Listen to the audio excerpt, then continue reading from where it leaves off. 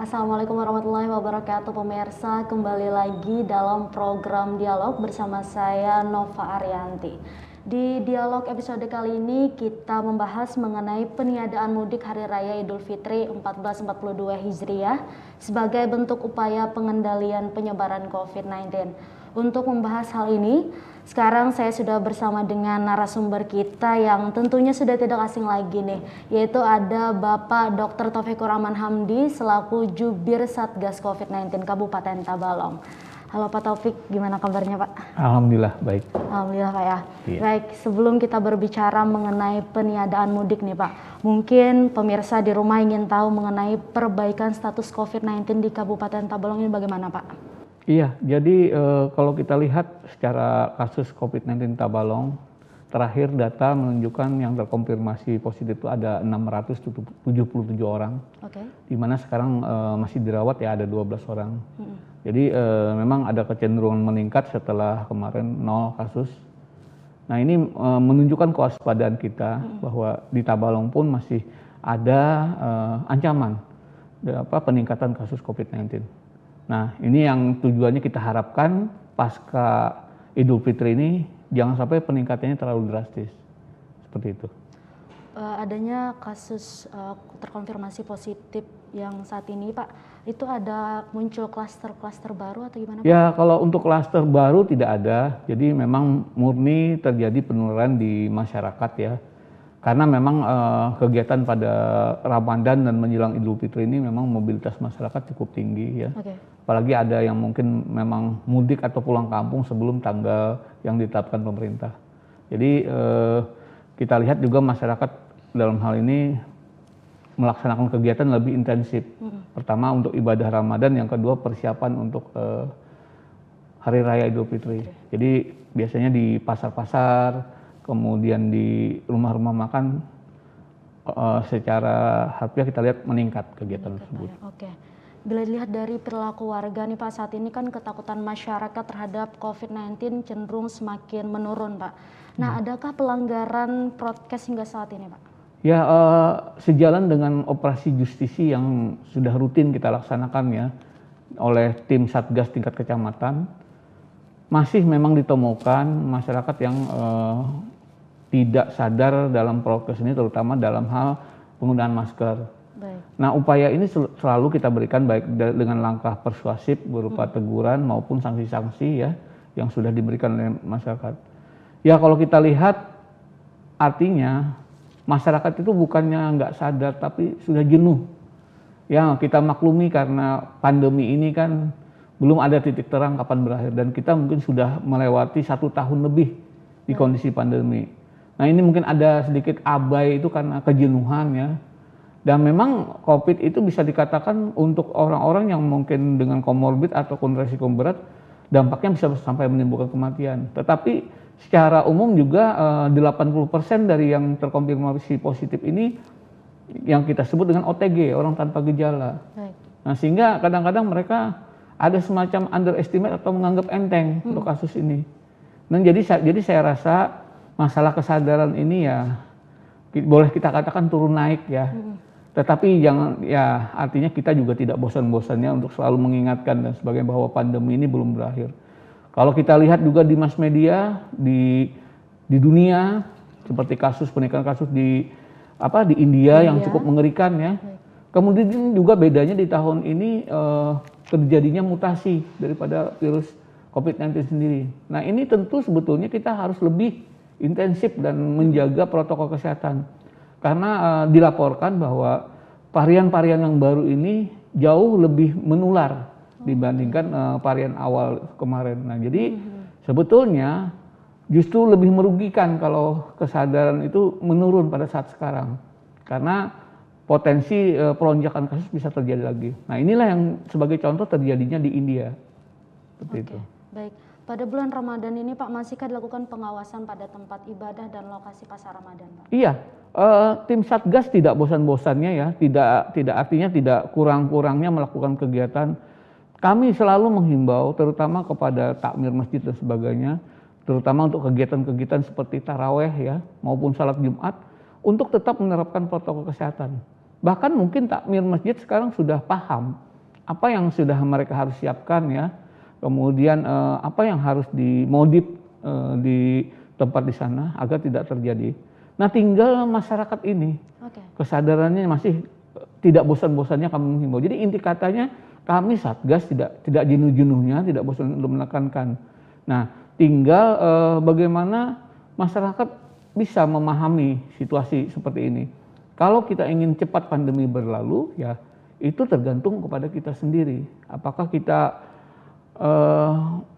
siap untuk selalu disiplin menjalankan protokol kesehatan. Memang kita lihat ya dengan progresifnya kegiatan vaksinasi yang dilaksanakan, ini juga kadang-kadang si malakamannya orang akan menganggap bahwa setelah divaksinasi dia sudah aman gitu loh. Padahal sekali lagi kami tekankan bahwa vaksinasi COVID-19 ini bukan berarti orang sudah bebas untuk tidak menjalankan protokol, tapi justru ini adalah upaya untuk melengkapi protokol kesehatan yang sudah dilaksanakan, sehingga karena ini dia merupakan salah satu komponen upaya, dia tidak bisa dipisahkan dengan penerapan protokol kesehatan. Jadi jangan sampai seakan-akan setelah divaksin, wah aku nggak apa-apa pakai merasa kebal Pak ya. Ya, tapi ternyata memang terbukti banyak sekali orang sekarang kok sudah divaksin masih terkonfirmasi.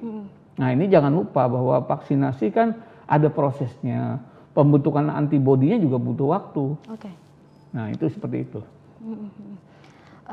Ketika pemantauan dilakukan oleh Satgas di tempat ibadah dan lokasi pasar Ramadan, adakah ditemukan pelanggaran protokol kesehatan itu, Pak? Ya, seperti kita sampaikan ada masih ada. ada. Jadi kita tidak tidak menolak ya kesimpulan itu, memang masih ada. Ya saya tadi sudah sampaikan memang tidak semua masyarakat sadar. Oke, baik. Nah, seperti itu. Nah, berbicara mengenai peniadaan mudik Pak, saat ini kan sudah diberlakukan nih Pak. Tapi sudahkah disosialisasikan kepada masyarakat Pak? Ya, kalau dari sisi mass media ya, saya rasa hampir semua orang mengetahui bahwa apalagi bagi orang yang berkepentingan untuk mudik. Nah, jadi kalau kita lihat dari edaran dari gubernur ya maupun dari bupati, sebetulnya ada 3 fase. Jadi fase tanggal 22 April yang lalu sampai tanggal 3 Mei kemarin itu adalah dalam rangka pengetatan mobilisasi masyarakat ya. Baik. Jadi diawasi harus menggunakan ini dan sebagainya, baik itu moda transportasi darat, laut dan sebagainya. Nah, fase yang kedua yaitu mulai hari ini tanggal 6 Mei sampai tanggal 12 ini peniadaan mudik sebetulnya. Jadi tidak ada lagi istilah mudik kecuali dengan golongan tertentu. Dan nanti fase ketiga adalah tanggal 18 sampai 24 Mei itu adalah masa pengetatan pasca peniadaan mudik. Nah, ini biasanya kan masih ada arus balik dan sebagainya yang sudah terlanjur mudik sebelum tanggal 6 tersebut. Apa saja alat tes yang disediakan Pak? Iya, jadi pertama kami sampaikan untuk khususnya Tabalong, karena kita berbatasan dengan Provinsi Kalimantan Timur dan Kalimantan Tengah ya, kita memiliki 2 pos ya untuk penyekatan ini. Jadi untuk pertama adalah posnya di daerah Jaro, Kecamatan Jaro, yaitu perbatasan antara Kalimantan Selatan dan Kalimantan Timur, dan pos di Kecamatan Kelua, yaitu antara Kalsel dengan Kalimantan Tengah. Nah, di sana itu pos itu dilayani oleh tim terpadu dari unsur Polri, TNI, kemudian Satpol PP, kemudian BPBD dan Dinas Kesehatan. Nah, di sana dilengkapi dengan sarana-sarana untuk mengecek ya orang-orang yang mungkin diperlukan untuk dilakukan tes. Pertama adalah pengecekan suhu badan. Yang kedua ada fasilitas swab antigen. Nah, ini ada situasi tertentu yang kita harus melakukan swab antigen kepada orang-orang yang melewati posko penyekatan itu. Baik. Nah, jadi kalau ditanyakan apa sih yang kita siapkan, bahkan saya sudah menyiapkan hampir 700 atau 1000 pieces dari Dinas Kesehatan untuk digunakan pengetesan rapid antigen di 2 pos tersebut. Oke, baik. Kita akan melanjutkan perbincangan kita Pak, namun tahan sejenak. Baik pemirsa, jangan kemana-mana, tetap di program Dialog.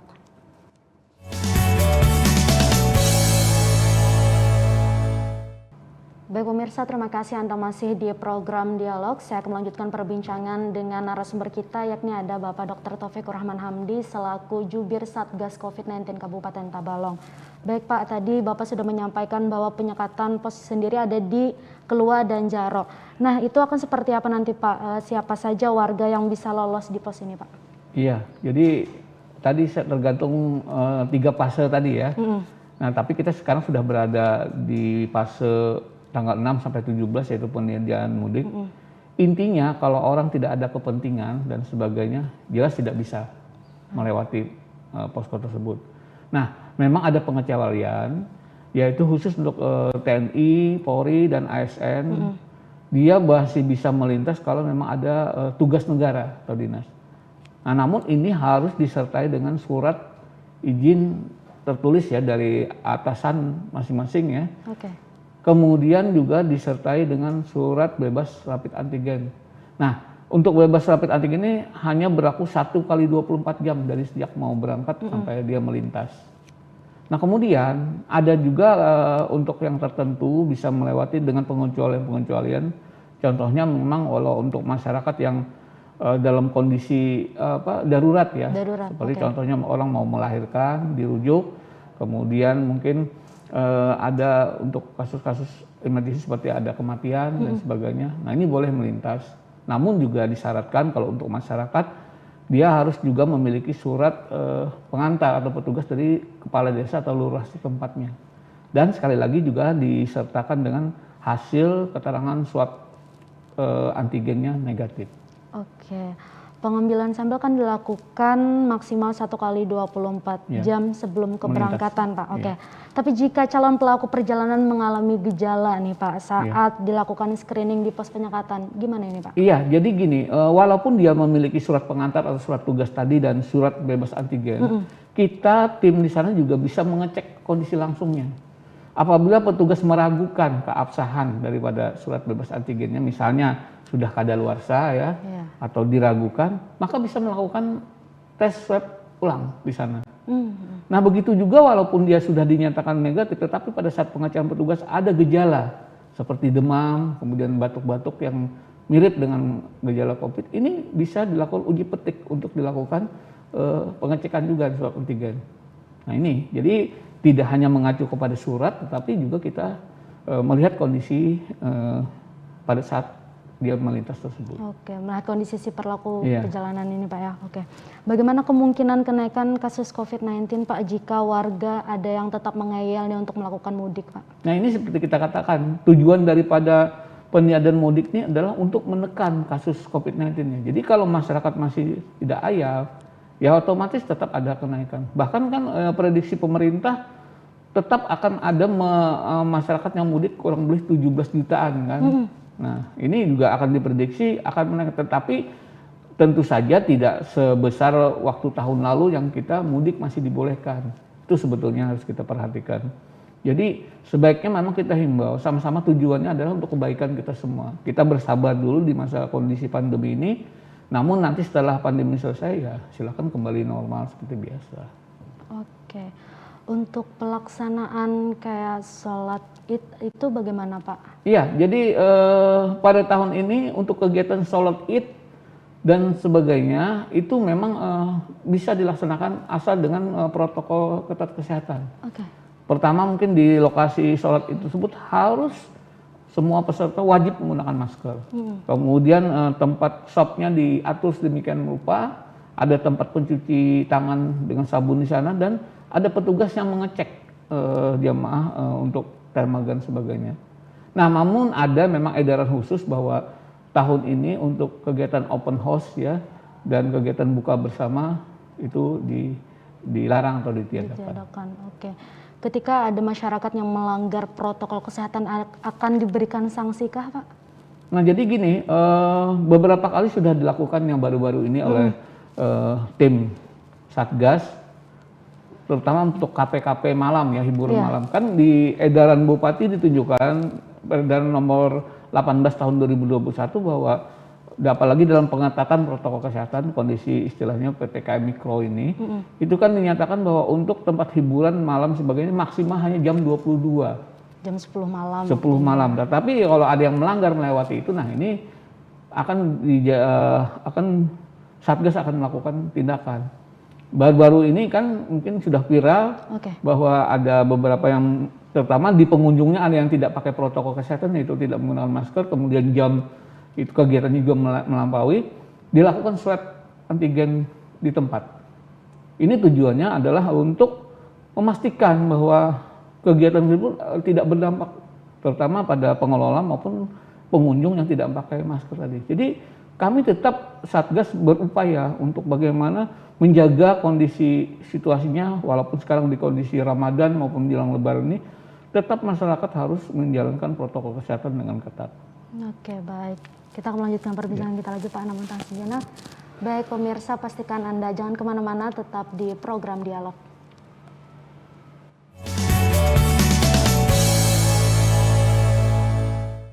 Baik pemirsa, Anda masih di program Dialog. Saya akan melanjutkan perbincangan dengan Bapak Dr. Taufikur Rahman Hamdi.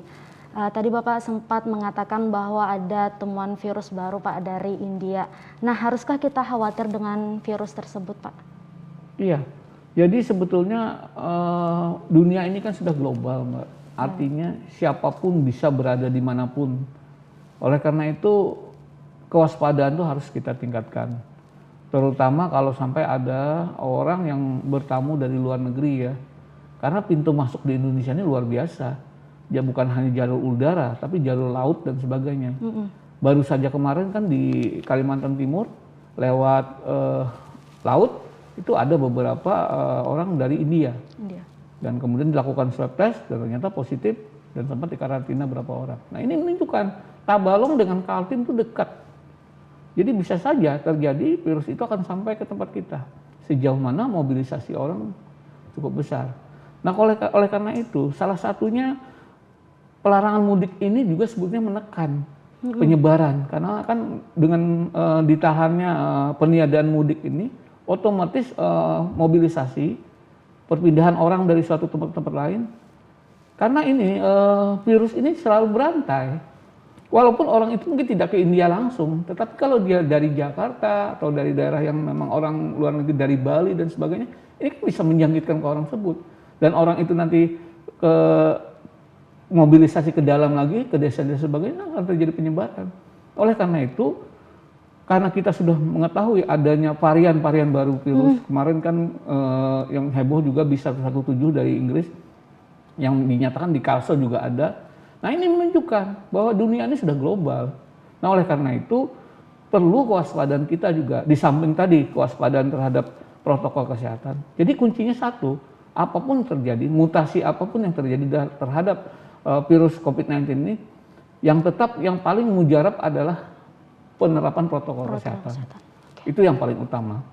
Nah kalau kita sudah dasarnya protokol kesehatannya kurang ketat, nah ditambah dengan kondisi sekarang adanya mutasi atau varian baru virus-virus ini, justru ini akan lebih tambah berisiko. Kenapa? Karena virus dengan mutasi baru ini sifatnya lebih menular ya. Nah, jadi artinya lebih cepat lagi penularannya. Mungkin kalau yang aslinya COVID-19 itu satu orang bisa menularkan maksimal 30 orang, kalau ini mungkin bisa berkali-kali lipat. Nah, oleh karena itu jangan sampai kita ayal dan tetap disiplin dalam penerapan protokol kesehatan apapun yang terjadi. Jadi tadi makanya kan kalau protokol ada 3 konsepnya, pakai masker, cuci tangan, jaga jarak, ditambah lagi yang penting adalah tadi mencegah kerumunan dan mobilisasi. Nah ini kita himbau, mungkin kalau kumpul-kumpul, buka puasa bersama ya, biasanya resiko yang terjadi adalah pada saat makan. Kenapa? Pada saat makan orang lepas masker. Nah ini bercanda dan sebagainya, nah ini virus akan melakukan outbreak ke sekitar lokasi tersebut. Ini yang harus diperhatikan. Banyak orang yang terkonfirmasi akibat berkumpul pada saat makan dan sebagainya. Padahal dia ketat menjalankan protokol kesehatan sebelumnya. Nah sebaiknya seperti apa itu Pak? Ya sebaiknya pertama jaga jarak dulu yang diaturkan. Jadi mohon pengelola restoran ataupun para pengunjung harus tetap disiplin memperhatikan jaga jarak, jangan berkerumun di tempat makan tersebut. Yang kedua pada saat makan diupayakan jangan berbicara atau bercanda. Karena pada saat itu maka akan terjadi peluang keluarnya virus dari seseorang ke seseorang lainnya. Nah, beda kalau kita makan diam hanya menjaga makanan. Nanti kalau sudah selesai pakai masker lagi, silahkan berbicara dengan jarak yang sudah kita lakukan. Itu sebetulnya. Jadi banyak sekali kejadian dari riwayat pasien yang terkonfirmasi ini karena dia tertular pada saat kumpul-kumpul saat makan tersebut. Oke, baik. Usaha preventif apa yang dilakukan Satgas, Pak, untuk mengatasi lonjakan kasus COVID-19 di Tabalong, Pak? Ya, jadi upaya-upayanya kami sekarang adalah pertama penyuluhan tetap harus kita sampaikan ya. Kesadaran lagi bahwa walaupun kita sama-sama sudah bosan dengan COVID-19 ini, ya tapi kita jangan lupa bahaya tetap masih banyak mengancam. Contoh aja di India dan sebagainya. Ya, artinya kita tetap menekankan protokol kesehatan. Kita kemarin sudah ada melewati fase di mana kita melaksanakan gerakan 1 juta masker yang jilid kedua. Kemudian kita juga melakukan upaya-upaya peningkatan protokol kesehatan dalam berbasis mikro, di mana sampai tingkat RT kita mengharap seperti itu, mengurangi mobilisasi orang luar harus wajib lapor 1 kali 24 jam. Sekarang lagi gencar-gencarnya program vaksinasi. Nah, ini juga upaya-upaya yang kita tetap laksanakan. Nah, sekali lagi ini dibutuhkan kesadaran tinggi dari masyarakat sebetulnya. Satgas tidak berdaya apa-apa ya tanpa ada dukungan dari semua pihak. Nah, oleh karena itu upaya-upaya ini tetap kita laksanakan, segi aturan juga kita berikan ya dan sebagainya. Dan kita juga tetap mengintensifkan tempat-tempat perawatan untuk penderita COVID ini, baik tempat isolasi, rumah sakit dan sebagainya. Nah, ini tetap harus kita siagakan karena tidak ada jaminan bahwa pandemi ini segera berakhir. Oke, berbicara mengenai fasilitas kesehatan, Pak, adakah pemerintah memfasilitasi karantina warga, Pak? Iya, jadi sejak awal ya dari COVID-19 ini sudah ada terindikasi masuk ke Indonesia, kita sudah membentuk unit isolasi khusus. Dan ini akan semakin kita kembangkan kapasitasnya dan makin kita tingkatkan. Ya tentu saja, karena kita juga sudah punya pengalaman selama 1 tahun menangani pasien. Jadi kawan-kawan perawat, dokter yang sudah biasa di sana, mereka selalu mengupdate pengetahuannya. Kemudian tentu metode-metode untuk melakukan perawatan yang lebih baik itu seperti apa. Ini sudah kita upaya tingkatkan. Dan untuk sarana prasarana tentu tetap kita pertahankan. Kita kalau perlu kita tambah sesuai dengan kondisi dana yang ada. Oke. Adakah laporan yang diterima, Pak, per hari ini sudah berapa warga yang masuk ke Tabalong ini, Pak? Nah, kami belum mengecek ya, tapi kalau kami melihat tadi di perbatasan tidak terlalu banyak.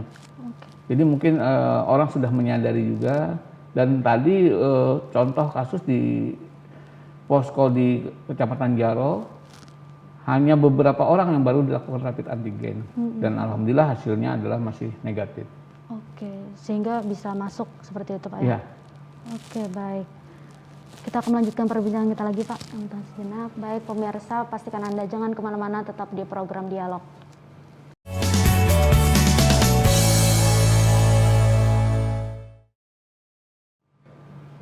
Baik pemirsa, Anda masih di program Dialog. Mudik sudah ditiadakan, berbagai cara sudah dilakukan oleh Satgas COVID-19 Kabupaten Tabalong untuk mengatasi lonjakan kasus COVID-19. Namun bagaimana respon warga dengan kebijakan baru ini? Berikut videonya untuk Anda. Takut, Mbak. Kenapa kok takut? Kalau garing susah bangunnya. Insya Allah mudik tahun ini. Kalau tahun lalu mudik juga? Tahun lalu mudik terus, Bu. Oh, kenapa mudik, Mas?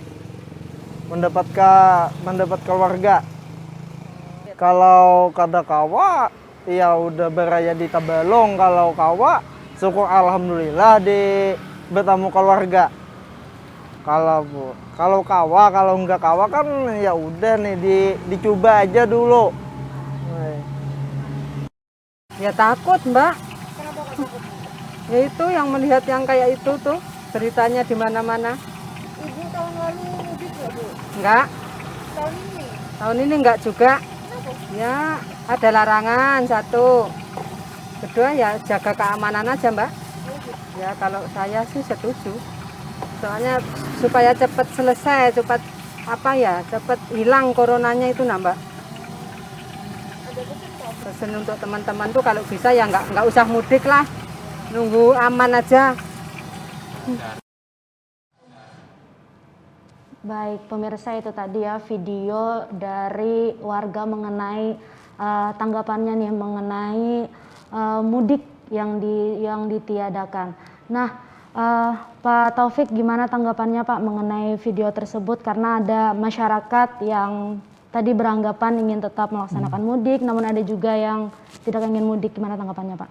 Iya, jadi kalau lihat dari masnya tadi ya sama Ibu, kalau yang masnya tadi sebetulnya kesadarannya masih rendah. Artinya dia masih andaikan ada peluang dia akan melaksanakan. Jadi dia terpaksa saja tidak mudik kalau memang tidak ada celahnya. Tapi kalau misalnya ada kesempatan dia akan tetap mudik.